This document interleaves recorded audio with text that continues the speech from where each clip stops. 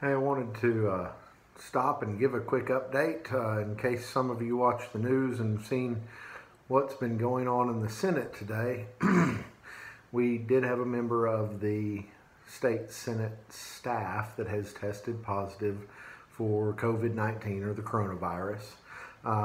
Members of the Senate, including myself, have been tested today, and we are under a 48-hour self-quarantine. So wanted to just put out a quick message. I'm actually at my apartment in Oklahoma City, the luxury pad that I crash in for a few nights a week during session. And I will be here for the next couple of days. So wanted to give that update. Everything is okay. I don't think that there's any great stress that I actually have the disease.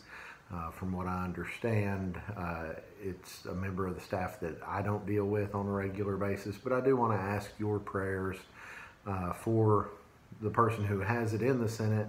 And then I just want to ask for your prayers for our state and for our nation right now. With everything going on, it's a big deal. And it's a scary time for a lot of people. It's not a time to panic. It's definitely not a time that we need to freak out. But this is a time where I think we need to come together as a nation and help each other. And the biggest way that we can do that is to be careful. We need to wash our hands. We need to stay home when we are asked to stay home. We need to follow the instructions of the president and the governor to avoid groups larger than 10 people. And I hate that means that for a few weeks we probably shouldn't be going to church together. The kids are not going to be going to school together. It's a time like I've never seen, but I am convinced with everything that I've seen as Chair of Health and Human Services that if we follow these instructions, if we do these things, it absolutely will save lives of our fellow Oklahomans. And that is why I'm so convinced. That's why, even though I am sure that I didn't get the coronavirus from my coworker, I will not go home and I will not see my kids, I will not see my wife until they call and give me the all clear.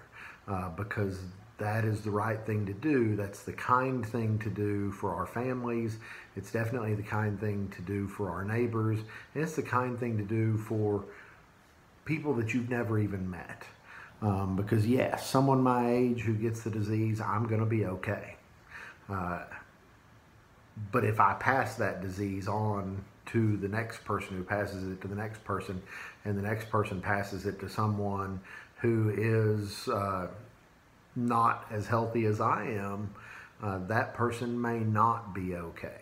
And so I think it's time for us to pull together, to think of the community as a whole, and to take care of each other. And the biggest way to take care of each other right now is to avoid those large gatherings and avoid being around as many people as you can avoid being around. And obviously that goes against my personality in a lot of ways, but it is absolutely what I believe is true. But more than anything, I wanted to let people know back home that I am fine.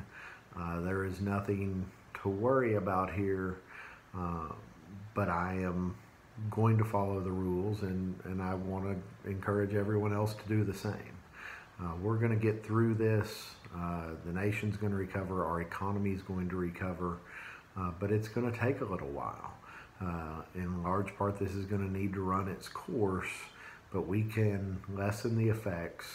We can save our friends and families' lives if we just use social distancing and practice those things that may not come natural to us. But I just encourage everybody to do that. And again, more than anything, I ask that you'd be praying for our leaders. I know, our health workers, and then the public health people. I mean, the people at the Department of Health, the people who are working on this. Many of them are working really hard, working a lot of hours under a lot of stress, and I know they feel a significant weight on their shoulders. And so even the nurses that came and administered my test today, I asked, have you been working a lot of hours? And they just kind of looked at me like, dude, you have no idea what we're going through right now. So I encourage you to pray for all of those health workers. Pray for their stamina and pray for their safety.